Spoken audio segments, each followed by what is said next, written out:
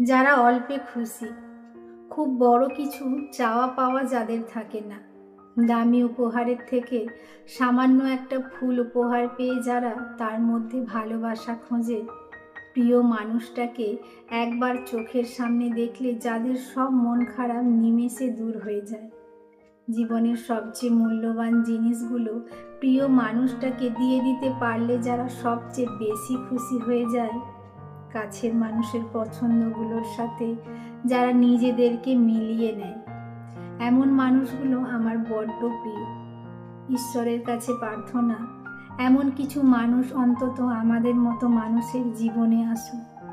আমরা যারা ভালোবাসতে পারি, কাছে টানতে পারি, আমাদের যত্ন ভালোবাসায় তারা ভরে উঠুক, আমাদের হৃদয়ে তারা জমে থাকুক।